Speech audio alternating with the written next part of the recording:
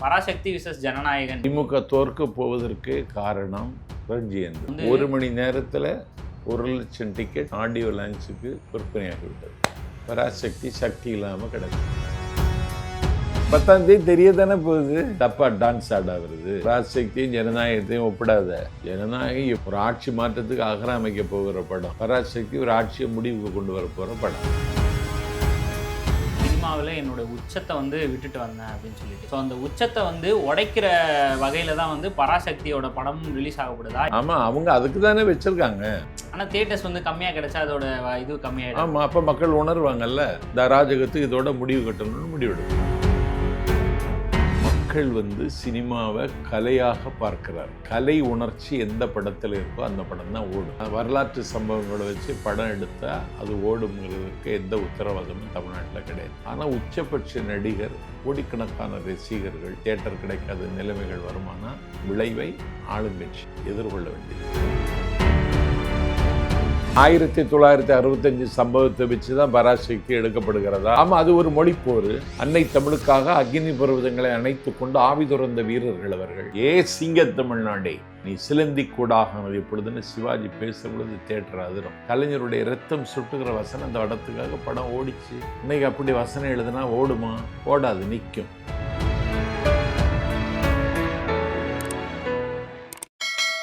ஆரோ roots நேயர்களுக்கு வணக்கம். இன்றைய சிறப்பு நேர்காணலில் நாஞ்சில் சம்பத் அவர்கள் தான் இணைஞ்சிருக்காரு. சார் வணக்கம். சார் வணக்கம். ஒரு பக்கம் ஜனநாயகன் படம் ரிலீஸ் ஆக இருக்கு, இன்னொரு பக்கம் பராசக்தி 14ஆம் தேதி ரிலீஸ் ஆக இருக்குதா சொன்ன தகவல் இப்போ தேதி மாற்றி அமைக்கப்பட்டு இப்போ 10ஆம் தேதியே ரிலீஸ் ஆகவா இருக்கு. இதை எப்படி பார்க்குறீங்க? பராசக்தி விசஸ் ஜனநாயகன் இந்த மாதிரியான ஒரு விஷயம் போயிட்டு இருக்கு சார். பராசக்தி முன்னாடியே வந்துச்சு, மீண்டும் பராசக்தி வருகிறது, அவ்வளோதான். அதில் ஒன்றும் விசேஷம் இருக்குல்ல. 1 மணி நேரத்தில் 1,00,000 டிக்கெட் மலேசியாவில் ஆடியோ லான்ச்சுக்கு 27ஆம் தேதி நடைபெறுற ஆடியோ லான்ச்சுக்கு 1 மணி நேரத்தில் 1,00,000 டிக்கெட் விற்பனையாகிவிட்டது. பராசக்தி சக்தி இல்லாமல் கிடக்கு. அதே மாதிரி அந்த ஆடியோ லான்ச்சில் கூட ஒரு சில ரெஸ்ட்ரிக்ஷன் வச்சுருக்காங்க.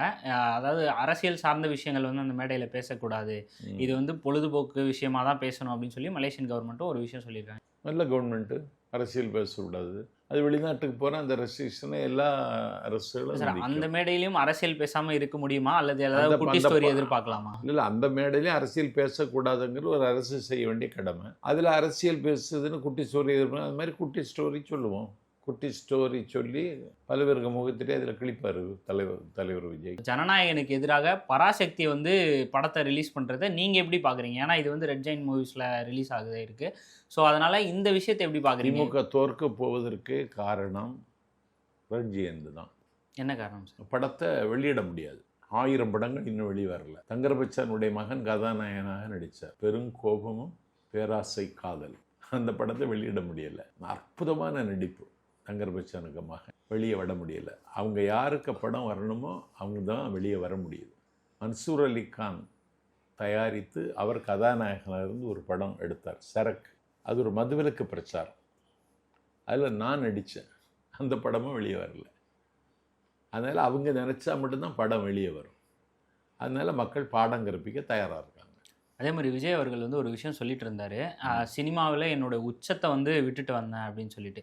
ஸோ அந்த உச்சத்தை உடைக்கிற வகையில் தான் பராசக்தியோட படமும் ரிலீஸ் ஆகப்படுதா? ஏன்னா இதுக்கும் தியேட்டர்ஸ் கிடைக்காது, இதுக்கும் தியேட்டர்ஸ் கிடைக்காது. இந்த மாதிரியான ஒரு நெருக்கடியில் தியேட்டர் கிடைக்காது. இல்லை சார், 2 படம் வெளியே வரும்போது, ஏன்னா ரெட் ஜெயின் கிட்ட தானே அதிகமான தியேட்டர்ஸ் இருக்கும். ஆமாம், அவங்க அதுக்கு தானே வச்சுருக்காங்க.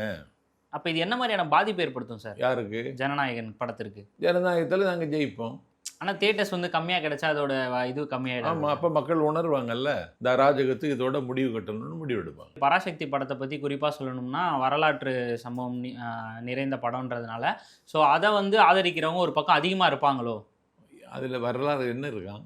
அதாவது இந்திய தேசிய மொழியாக அறிவிக்கும் போது அதை எதிர்த்து போராட்டம் பண்ணால் மக்களுடைய பிரச்சனைகளை பேசுகிற ஒரு படம் இல்லையா? ஸோ அதனால அந்த படத்துக்கு வரவேற்பு அதிகமாக இருக்கும்னு ஒரு பக்கம் விமர்சிக்கிறாங்க. நீங்கள் எப்படி பார்க்குறீங்க? மக்கள் சினிமாவை கலையாக பார்க்கிறார்கள். கலை உணர்ச்சி எந்த படத்தில் இருக்கோ அந்த படம் தான் ஓடும். வேற உள்ள படங்கள் ஓடாது. அந்த வரலாற்று சம்பவங்களை வச்சு படம் எடுத்தால் அது ஓடுங்கிறதுக்கு எந்த உத்தரவாதமும் தமிழ்நாட்டில் கிடையாது. இசைக்கு முக்கியத்துவம் கொடுத்து ஒரு படம் வந்துச்சு, அந்த படம் ஓடலை. சரித்திர சம்பவங்களை மையமாக வச்சு எடுக்கிற படம் ஓடுங்கிறதெல்லாம் உத்தரவாதம் கிடையாது. ஆனால் உச்சபட்ச நடிகர், கோடிக்கணக்கான ரசிகர்கள் அந்த படத்தை கொண்டாடுவாங்க. ஆனால் இது பராசக்தி அதுக்கு சில தடைகள் மாதிரி தியேட்டர் கிடைக்காத நிலைமைகள் வருமானா அதனுடைய விளைவை ஆளுங்கட்சி எதிர்கொள்ள வேண்டியது வரும். ஆனால் இது வந்து பராசக்தி வந்து கலைஞருடைய ஒரு வரலாற்று குறிப்பை சொல்கிற ஒரு படமாக இருக்கும் அப்படின்ற மாதிரியும் சொல்கிறாங்க. ஸோ அதனால் கலைஞருக்கு இருக்கக்கூடிய தொண்டர்களும் கலைஞரை ரசிக்கக்கூடியவர்களும் வந்து இந்த படத்துக்கு அதிகமாக செல்ல வாய்ப்பு இருக்கா? ஆக்சுவலாக அந்த உண்மை கதை என்ன, அந்த இதோட கதை என்ன சார்? மாமன்னன் ஒரு படம் நடித்தார் தம்பி உதயநிதி. அவரை மாமன்னன் ஆக்கலான்னு நினச்சாங்க. ஆக்க முடிஞ்சதா? பண்ணிட்டு தானே சார் இருக்காங்க. போயிட்டு படம் ஓடிச்சா? யாராவது பார்த்தாங்களா? இதுதான் நடக்கும். அப்போ கலைஞர் ஒரு முக்கியமான அரசியல் தலைவர் இல்லையா? ஸோ அவரை தவிர்த்துட்டு எப்படி வந்து இதை பண்ண முடியும் அப்படின்னு ஒரு கேள்வி இருக்கு இல்லையா? இல்லை, கலைஞர் முக்கியமான தலைவர் தான், அதில் ஒன்றும் மறக்க முடியாது. ஸோ அவர் அப்போ பண்ண ஒரு ப்ரொட்டஸ்ட் தானே அது. ஸோ அந்த ப்ரொட்டஸ்ட் எப்படிப்பட்டது? பராசக்தி படம் கலைஞருடைய பயணத்தில் ஒரு மைல்கல் சாதனை. சிங்க தமிழ்நாடே நீ சிலந்தி கூடாகனது எப்பொழுதுன்னு சிவாஜி பேசுகிற பொழுது தேட்டர் அதிரும். பூசாரியை கோவிலை தாக்கினேன், கோவில் கூடாது என்பதல்ல, கோவில் கொடியவர்களின் கூடாரமாக மாறிவிட்டது. கலைஞருடைய ரத்தம் சுட்டுகிற வசனம் அந்த படத்துக்காக படம் ஓடிச்சு. இன்னைக்கு அப்படி வசனம் எழுதுனா ஓடுமா? ஓடாது, நிற்கும். ஏன் சார் இன்னைக்கும் அந்த ஒரு உணர்வு வந்து தமிழர்கள் அப்படியெல்லாம் இந்த மாதிரியான ஒரு உணர்வு இருக்கு இல்லையா? உணர்வு இருக்கதான் செய்யுது. அப்படியெல்லாம் வசனம் எழுதுனா இந்த காலத்தில் ஓடாது தம்பி. முக்கியமாக அது கலைஞர் அவர்களையும் மையப்படுத்தி எடுக்கப்படுற ஒரு படம் தான் சொல்லுது இல்லையா? அது எப்படி பார்க்குறீங்க? அப்போ இது வேணும்னே எடுக்கிறாங்கன்னு மக்கள் பார்க்க மாட்டாங்கன்னு எப்படி சொல்லி? இப்போ தேர் வந்தால் தெரிஞ்சிருமே. 10ஆம் தேதி தெரிய தானே போகுது. டப்பா டான்ஸ் ஆடா வருது. இதை விட அது வந்து அதிகமாக ஓடுன்னு நினைக்கிறீங்களா? ஏன்னா இந்த படம் வந்து ஆல்ரெடி பராசக்தின்னு ஒரு டைட்டிலில் ஒரு படம் வந்துருக்கு. பராசக்தியும் ஜனநாயகத்தையும் ஒப்பிடாத. ஜனநாயகம் எப்படியோ ஒரு ஆட்சி மாற்றத்துக்கு அகராமைக்க போகிற படம். பராசக்தி ஒரு ஆட்சியை முடிவுக்கு கொண்டு வர போகிற படம். பராசக்தி தானே சார் கலைஞரோட ஆட்சி அமைக்கவே ஒரு வழிவகுத்த ஒரு படமா இருக்கு. ஏன்னா அதுல எழுதிய வந்து வசனங்கள் கலைஞர் ஆட்சி அமைக்க பராசக்தி படமா இல்லை சார்.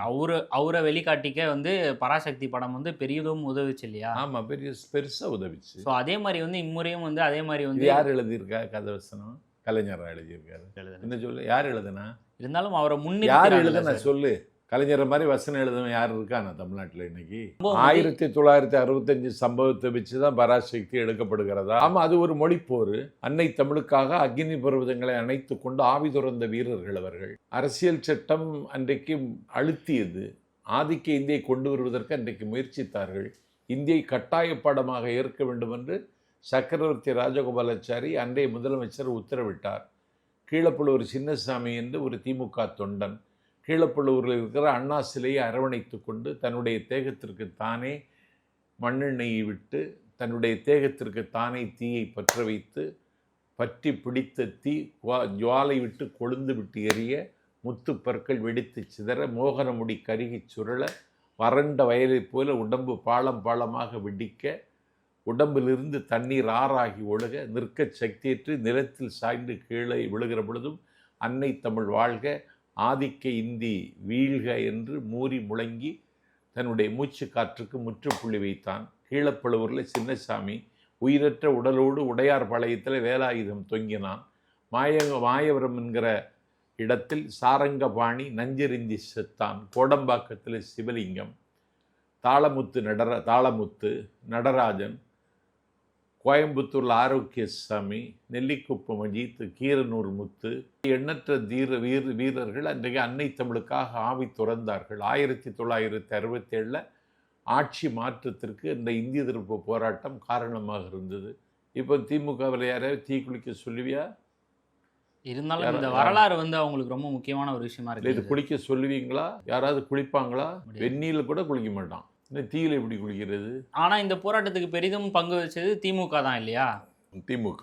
அப்படி இருக்கும்போது இவ்வளோ பெரிய வரலாற்று சிறப்புமிக்க ஒரு படத்தை வெளியிடும் போது வந்து இதனால வந்து ஒரு பாதிப்பு இருக்கும். கண்டிப்பாக வந்து மறுபடியும் வந்து வரலாறை முன்னிறுத்துறாங்க திமுக.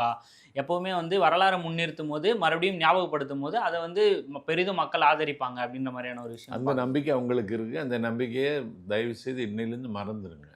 ஆட்சிக்கு வரும்னு ஒரு கனவு கூட காணக்கூடாது. அப்படி ஒரு கனவு வந்தாலும் உடனே எழுந்து முகத்தை கழுவிட்டு ஒரு தேநீர் போட்டு குடிச்சிட்டு மீண்டும் படுத்துடணும். அப்படி ஒரு கனவு கூட இனிமேல் காணக்கூடாது. ஏன் சார் ஆட்சிக்கே வராதுன்னு சொல்றீங்க? வராது வராது. தாவேக்கா இப்பதான் முதன்முறையா களத்துல இறங்குறாங்க. அவங்க வந்து ஒரு 10% வாக்கு வாங்கினாலே அதிகம் அப்படின்னு யாரு சொல்றாங்க. களத்துல 10% இறங்குறாங்க. ஓட்டு இப்பவுமே வந்துச்சு. 31% ஓட்டு வந்துச்சு. 31% தாவேக்கா வாங்க. ஆமா. ஆல்ரெடி ஏடிஎம்கே 25 வச்சிருக்காங்க. ஸோ டிஎம் ஏடிஎம்கே 25 வச்சிருக்காங்களா? ஆமா சார், என்ன ரூபாயா? 25%. எங்க இருக்குடா ஏடிஎம்கேக்கு 17% தான் இருக்கு. அப்படி இருக்கும்போது விஜய் தான் ஆட்சி அமைப்பாருன்னு எப்படி உறுதியா சொல்ல முடியும் சார்? 1 கோடி இளைஞர்கள் ஓட்டு போட தயாராகிட்டான். எப்படி சார் ஜென்சி வாக்கு ஃபுல்லாவே விஜய்க்கு தான் வரும்ன்றது அப்புறம் எப்படி அப்படிதான் சொல்ல முடியும்? வரும். அப்பதான் அவன் ஜென்சி. தொடர்ந்து பேசுவோம் சார். நன்றி. சரி.